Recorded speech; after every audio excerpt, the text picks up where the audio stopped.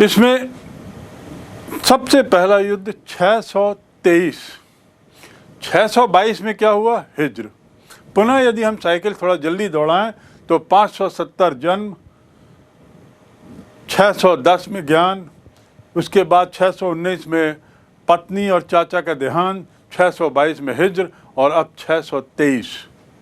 623 में मोहम्मद पैगंबर और उनके विरोधी गुट के बीच में लड़ाई हुई। और ये विरोधी गुट मूल रूप से कुरैश था। कहते हैं ना कि एक ही तबके के लोगों में नॉर्मली सामान्यतया वैमनस्य रहता है, और वही यहाँ भी था कि इनके जो शेख थे कुरैश वंश के, कुरैश कबीले के, ये सतत रूप से विरोध कर रहे थे। अबू सुफियान जो कुरैश नेता था, उसके पास 900 सैनिक थे, और दूसरी ओर हज़रत मोहम्मद के सैनिकों की संख्या बड़ी कम थी। फिर भी हज़रत मोहम्मद विजयी हुए। ये 623 के युद्ध की बात कर रहा हूँ। और इस युद्ध विजय का परिणाम क्या हुआ? उन्हें नया क्षेत्र तो मिला ही, विजय पताका फहराने से उनका जो एक्सेप्टेंस है, उनकी जो स्वीकार्यता है समाज में, वो तो बढ़ी ही। सबसे महत्वपूर्ण बात ये हुई कि उन्हें काफ़ी धन अर्जित हुआ। इस युद्ध विजय का परिणाम ये हुआ कि मोहम्मद साहब को बहुत धन मिला। ये धन से उनका क्या ताल्लुकात था? एक धार्मिक व्यक्ति जो स्वयं राजा, वो धन की परवाह क्यों? कारण ये था कि उनको धन की सख्त ज़रूरत थी अपने सैनिकों की संख्या और अपने सैनिकों के कौशल को बढ़ाने के लिए, और इसलिए ये धन उनके ऐसे कठिन समय में बहुत काम आया। उन्होंने ये सारा पैसा सैनिकों में बांट तो दिया ही, साथ ही साथ सैनिकों में ही हर तरीके से धन को लगाने का उन्होंने प्रयास किया और चेष्टा की। ये जो युद्ध है, यह युद्ध हुआ था बद्र नामक जगह में।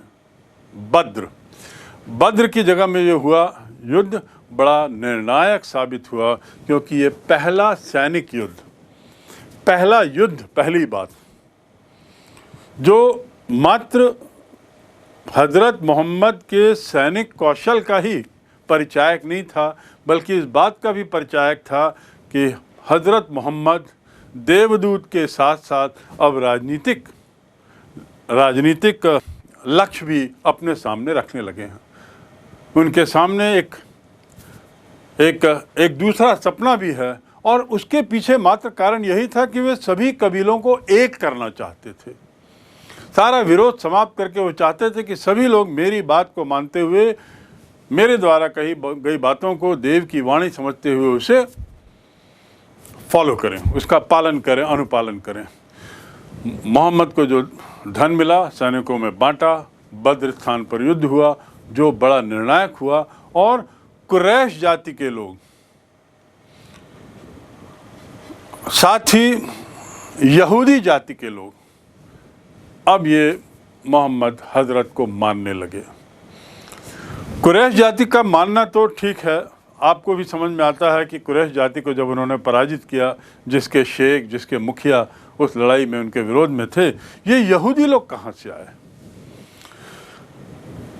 प्रारंभ में मैंने आपको बताया था कि तत्कालीन जो समाज था, जिस काल की हम चर्चा कर रहे हैं, उस काल में दो एम्पायर और थे। बाइजेंटाइन एम्पायर, जिसे रोमन एम्पायर के रूप में भी जाना जा सकता है, और उसके साथ ही दूसरा यहाँ पे ससनिद एम्पायर जो ईरान का था। इन दोनों के अपने अपने धर्म थे। एक ईसाई धर्म का पोषक था और दूसरे का धर्म ससनिद अलग था, और इसी में कुछ यहूदी लोग भी थे। ये यहूदियों की संख्या भी वहाँ थी अच्छी खासी, और वैसे तो यहूदी बड़े सक्षम लोग थे, लेकिन इस युद्ध में मोहम्मद हज़रत की विजय को देखकर ये लोग भी समझ गए कि अब इनको किसी तरीके से चैलेंज करना अब संभव नहीं है। ये तो बात हुई 623 के बद्र की लड़ाई की। दुर्भाग्य से बात यहीं ख़त्म नहीं हुई, ये तो शुरुआत थी। संघर्ष तो बहुत पहले से चल रहा था। संघर्ष को शुरू से ही ये लोग फेस कर रहे थे। पहला युद्ध 622 में, 623 में हुआ बद्र में, और उसके तुरंत बाद 625 में फिर ये लोग युद्ध की कगार पर थे। अभी तो कुरैश कबीला ही उनके साथ लड़ाई लड़ा था, उनके खिलाफ लड़ाई लड़ा। विरोध तो बढ़ता ही गया। ये जो कुरैश कबीला था अपनी पराजय को गले नहीं उतार पा रहा था, स्वीकार नहीं कर पा रहा था, और ये लोग सतत प्रयास में थे कि कैसे हज़रत मोहम्मद के विचारों को कुचला जाए। क्यों ये प्रयास कर रहे होंगे? इतनी सततता क्यों थी इनके प्रयास में? कारण बिल्कुल स्पष्ट है, क्योंकि शेख जो हैं या कुरैश कबीले के लोग हैं, वे मोहम्मद पैगंबर के विचारों को अपने स्वयं के अस्तित्व के लिए बड़ा खतरा मानते थे। अपने स्वयं के, जहाँ पे मोहम्मद पैगंबर उनके बहुदेववाद के विचारों पर सवाल उठा रहे थे, मूर्ति पूजा पर सवाल उठा रहे थे, काबा में जो मूर्तियाँ थीं उसको उन्होंने तोड़ दिया था, भंग कर दिया था। उसके साथ ही व्यापारिक दृष्टि से भी कुरैश कबीले के लोगों को चिंता शुरू हो गई थी, क्योंकि उनकी आय का मुख्य जरिया काबा की ओर आने वाली सारी धार्मिक यात्राओं से होने वाली आय थी, आदि। तो इसलिए कुरैश अभी भी सतत रूप से इस प्रयास में थे कि कैसे हज़रत मोहम्मद को नीचा दिखाया जाए, पराजित किया जाए। परिणाम क्या हुआ कि 625 में फिर वही लड़ाई शुरू हुई, और इस बार अबू सुफिया के नेतृत्व में उहद में युद्ध हुआ। जगह का नाम पहला बद्र था, अब दूसरी जगह थी उहद, और इस बार की लड़ाई में भी मोहम्मद हजरत और उनका दल विजयी हुआ। ये असली निर्णायक लड़ाई हुई। इस्लाम के साथ साथ अब वहाँ की राजनीति में भी पूर्ण रूपेण मोहम्मद हजरत का अधिकार हो गया। अभी तक जो शेख, अभी तक जो वहाँ का मुखिया, जो उहद की लड़ाई में जो मुख्य भूमिका निभा रहा था, ये लोग कुरैश दल के मुखिया थे। लेकिन इस लड़ाई के बाद और इस पराजय के बाद, मोहम्मद हजरत की विजय के बाद, अब हजरत मोहम्मद अब राजनीतिक दृष्टि से भी इस बात के लिए अधिकृत हो गए कि वह पूरा क्षेत्र जो है वह उनके तहत आता है, और उन्होंने जो राज्य की स्थापना की थी उस पर एक तरीके से सील लग गई। यहूदी जाति के एक वर्ग को भी उन्होंने वहाँ से हटा दिया, क्योंकि वह वर्ग उन्होंने देखा था सतत रूप से उनके खिलाफ प्रयास कर रहा था, और ये यहूदी और अन्य विरोधी जिसमें कुरैश दल भी था, ये लोग मिलके हजरत के लिए समस्या पैदा कर रहे थे। तो उन्होंने यहूदियों को भी वहाँ से हटा दिया। दूसरे शब्दों में, इस कदम के बाद, इस युद्ध के बाद हजरत मोहम्मद ने अपनी जो नींव है उस क्षेत्र में वो सुदृढ़ की।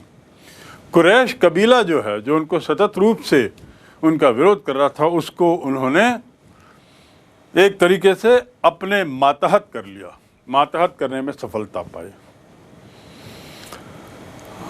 यहीं पर फिर बात समाप्त नहीं हुई। विरोध तो सतत रूप से बना रहा।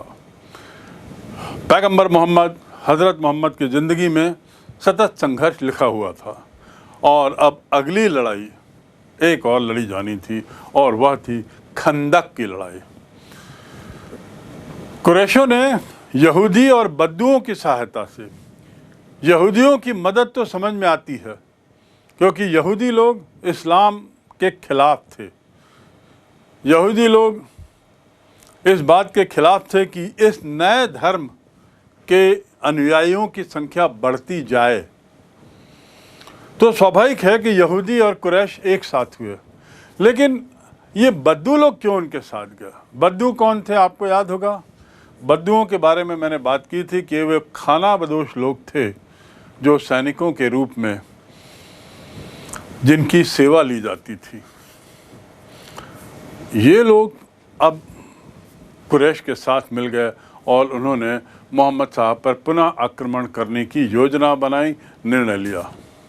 ये जो संगठन बना, बद्दू धन कुरैश धन यहूदी, ये संगठन अहजब कहलाया। क्या कहलाया? अहजब। इस संगठन को अहजब कहते हैं। और 2 वर्ष बाद, देखिए 622 में हिजरा हुआ, 623 में ही पहली लड़ाई होगी बद्र की, 23 के बाद 2 वर्ष बाद दूसरी लड़ाई हुई, बद्र के बाद अगली लड़ाई उहद की, और फिर 2 वर्ष बाद अगली लड़ाई हुई खंदक की लड़ाई। तो 627 में खंदक नाम की जगह पर पुनः इन 2 सेनाओं के आमने सामने होने पर भयंकर युद्ध हुआ। यहूदी कुरैश और उसके साथ ही बद्दू लोग, और दूसरी तरफ मोहम्मद हजरत की सेना जो वैसे भी संख्या में कम थी, लेकिन युद्ध में इस बार भी पुनः मोहम्मद पैगंबर की फ़ौज की विजय हुई। बड़ी संख्या में यहूदी मारे गए। बताते हैं कि लगभग जो स्रोत हैं तत्कालीन स्रोत, उससे ऐसा मालूम होता है कि लगभग 600 यहूदी मारे गए। और मोहम्मद पैगंबर ने इस बार तय किया कि मदीना के चारों तरफ खाई बना दी जाए। खाई बनाने का उद्देश्य क्या था कि बाहर से जो हमले होते हैं सतत रूप से, उनको उसी खाई के माध्यम से रोका जा सके। खाई एक तरह से नेचुरल फ्रंटियर का शेप ले ली, और ये एक तरीका होता था किलाबंदी करने का। तो अब मतलब अर्थात ये हुआ कि जो धार्मिक गुरु के रूप में जो हज़रत पैगंबर प्रारंभ में दिखाई पड़ रहे थे, अब उनकी राजनीतिक सत्ता पर भी पकड़ बढ़ती जाने लगी, और एक तरह अब उन्होंने तो किलेबंदी भी कर ली मदीना की, और शत्रुओं की सेना पे इस बात को लेकर काफ़ी हलचल मची। अब पूरे मदीना में जो इस्लाम का विरोध था वो ख़त्म हुआ। तो खंदक की लड़ाई का तात्पर्य ये है, या खंदक की लड़ाई के महत्वपूर्ण बिंदु ये है कि इस लड़ाई के बाद आगे किसी तरह के युद्ध की गुंजाइश नहीं बची, और मदीना जो है पूर्ण रूपेण हजरत और उनके समर्थकों के हाथ चला गया। सत्ता जो पूरी तरह से इनके पास आ गई। इस्लाम जो है वो एक धर्म के रूप में यहाँ पर पूरी तरह से स्थापित हो गया। इस्लाम धर्म के विचार क्या हैं इस पर हम आगे चर्चा करेंगे, पर फिलहाल हम इतना जानें कि घटनाक्रम क्या हुआ। तो यहाँ तक हम पहुँच के हम ये जानते हैं कि मदीना जो है, अब मदीना पूरी तरह हज़रत मोहम्मद के नियंत्रण में था, उनके अनुयायियों के नियंत्रण में था, और अब किसी भी तरह का विरोध नहीं था। मदीना में, मक्का में क्या हो रहा था? आपको याद होगा कि शुरू में जब ये मक्का से निकाले गए थे, मक्का से जब पलायन हुआ था और मदीना की ओर गए थे, तो हिजरा। आपको याद होगा कि मक्का में इनका जन्म हुआ था, और मक्का के पास ही हीरा नाम की जगह में उन्हें माना जाता है कि उन्हें वो ज्ञान मिला था, ईश्वरीय ज्ञान, अल्लाह की वाणी, जिसके बाद उन्होंने प्रवचन शुरू किया, लोगों को अपनी ये भावनाएं जो भगवान से जो उन्हें अल्लाह से मिली थी उसे बांटना शुरू किया। ये मक्का के पास की घटना। मक्का से पलायन और फिर उसके बाद सतत रूप से मदीना और उसके आसपास व्यस्त रहना, विभिन्न युद्धों में कुरैश के खिलाफ, यहूदियों के खिलाफ। इस काल में मक्का में क्या हो रहा था? मक्का में विरोध बढ़ता ही जा रहा था। और मक्का में विरोध बढ़ने का कारण क्या? क्योंकि मक्का में तो जो मूर्तियां हैं, सभी कबीलों की देवी देवताओं की मूर्तियां, वो बड़ी भारी संख्या में थी, और मक्का ही असली केंद्र था जो धार्मिक केंद्र के रूप में जाना जाता था, जहाँ की आय कुरैश पंडितों के लिए एक बहुत बड़ा स्रोत थी, आय का जरिया थी, आमदनी वहाँ से होने वाली बहुत बड़ी आय का जरिया थी। तो मक्का में तो उनका विरोध होना बढ़ता ही गया, दिनों दिन बढ़ता गया। परिणाम क्या हुआ कि मदीना पूरी तरह जीतने के बाद, मदीना पर पूरी तरह अपना नियंत्रण बढ़ाने के बाद, स्थापित करने के बाद, हज़रत मोहम्मद अपने अनुयायियों के साथ अब मक्का की ओर चलते हैं, और 1400 उनके अनुयायी जो हैं वे मक्का पहुंचते हैं।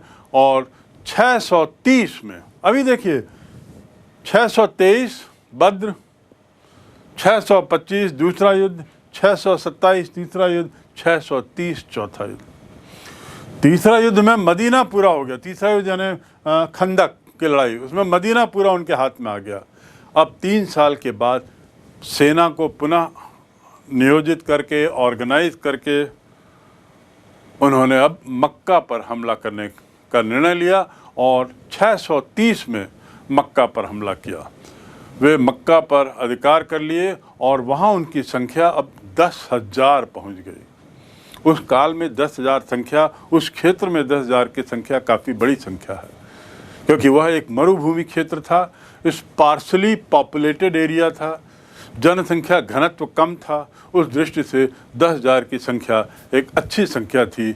और काबा वही जगह है जहाँ पर सारी मूर्तियाँ थी। मक्का में काबा का जिक्र मैंने पूर्व में किया है। काबा जाकर उन्होंने और उनकी फ़ौज ने 600-700 मूर्तियों को नेस्तनाबूद कर दिया, पूरा तोड़ दिया, सारी मूर्तियों को तोड़ डाला, क्योंकि ये मूर्ति पूजा के खिलाफ थे। और इस प्रकार उन्होंने स्पष्ट संकेत दे दिया कि उनके विचारों को भी मक्का में अब लादा जाएगा, यदि स्वयमेव स्वीकार्य न हो तो भी। उन्होंने संकेत दे दिया सभी कबीलाई लोगों को कि आपके जितने देवी देवता हैं, इष्ट देवी देवता, उनकी मूर्तियां वगैरह, ये हमारे लिए कोई मायने नहीं रखती। और इस प्रकार इन मूर्तियों को नष्ट करना, कबीले की मूर्तियों को, विभिन्न कबीलों की मूर्तियों को नष्ट करना एक बहुत बड़ा कदम था और एक बहुत बड़ा संकेत भी था कि मूर्ति पूजा हमारे धर्म में इसका कोई अस्तित्व नहीं, कोई प्रभाव नहीं। मूर्ति पूजा की बात को समाप्त किया, एकेश्वरवाद को लाया और कई लोगों को इस्लाम ग्रहण करवाकर फिर ये जो बहुदेववाद की एक तरीके से समाप्ति हुई। मोहम्मद हजरत से मोहम्मद पैगंबर, ये जो परिवर्तन है, उनकी जीवनी के बारे में जो हमने जाना, इतना तो हम समझ गए कि बहुत संघर्षमयी जीवन रहा, पारिवारिक दृष्टि से भी और सामाजिक दृष्टि से भी लगातार संघर्ष ही था।